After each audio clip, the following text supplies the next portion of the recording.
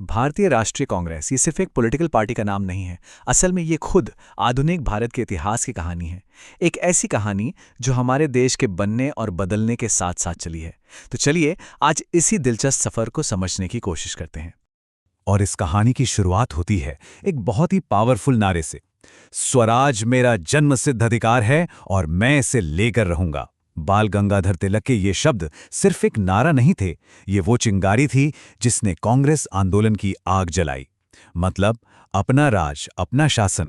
तो भारत की इस ग्रैंड ओल्ड पार्टी की जड़ें आखिर हैं कहाँ?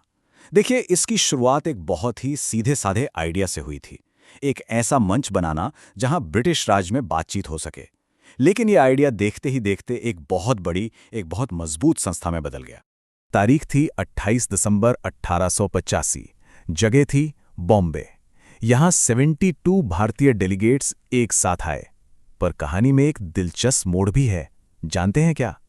इसकी नींव रखने वालों में एक अंग्रेज भी शामिल था, एक retired British civil servant A.O. Hume. है ना जी बात? अच्छा, शुरू में कांग्रेस का मकसद पूरी आज़ादी मांगना नहीं था। उनकी मांगें काफ़ी विनम्र थी।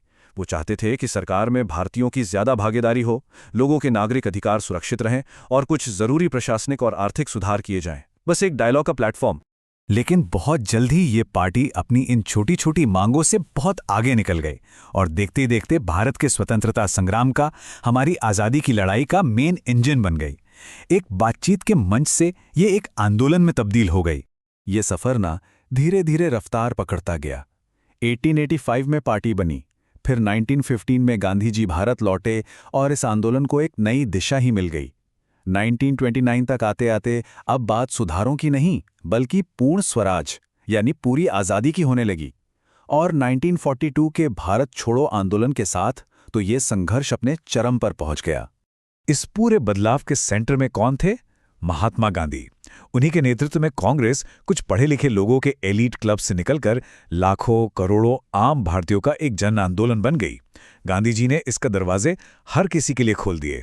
कांग्रेस की विचारधारा का एक बहुत ही मजबूत पिलर था सेक्युलरिज्म, यानी सर्वधर्म समभाव। इसका मतलब था कि सभी धर्मों को बराबर सम्मान दिया जाएगा।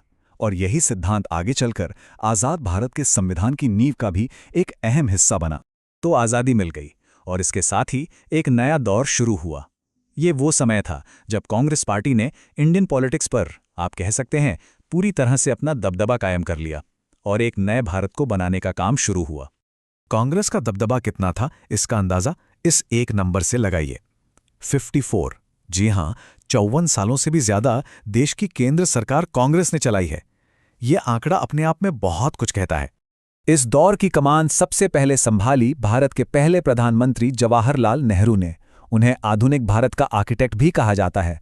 उन्होंने ही मिक्स्ड इकोनॉमी की नींव रखी, देश को एक सेक्युलर स्टेट बनाया और दुनिया में भारत की एक अलग पहचान बनाई। नेहरू के बाद कमान आई उनकी बेटी इंदिरा गांधी के हाथों में। उनका दौर बड़े और कड़े फैसलों का था। एक तरफ बैंकों के राष्ट्रीयकरण जैसे बड़े सामाजिक सुधार हुए, तो वहीं दूसरी तरफ इमरजेंसी जैसी बड़ी राजनीतिक उथल-पुथल भी हुई। उनका तरीका काफी सेंट्रलाइज्ड और मजबूत था। और फिर आए राजीव गांधी। उनका एक सपना था भारत को 21वीं सदी के लिए तैयार करना। उन्होंने ही देश में कंप्यूटर और टेलीकॉम क्रांति की शुरुआत की। उनका पूरा जोर टेक्नोलॉजिकल मॉडर्नाइजेशन पर था। पार्टी की बदलती पहचान की कहानी ना उसके चुनाव चिन्हों में भी दिखती है। शुरुआत में चिन्ह था जुए के साथ बैलों की जोड़ी, जो एक कृषि प्रधान और एक साथ मिलकर काम करने वाले देश को दिखाता था। और बाद में आया हाथ का निशान, जो समर्थन, ताकत और एक पर्सनल अपील का सीधा वादा बन गया। लेकिन जैसा कि होता है, समय हमेशा एक सा नहीं रहता। पार्टी के इतने लंबे प्रभुत्व को अब गंभीर चुनौतियों का सामना करना पड़ रहा था। भारत का पूरा पॉलिटिकल सीन, पूरा राजनीतिक परिदृश्य अब बदल रहा था। तो सवाल ये है कि आखिर बदला क्या? ऐसा क्या हुआ कि कांग्रेस का दबदबा धीरे धीरे कम होने लगा? देखिए, दरारें एक एक करके पड़नी शुरू हुईं।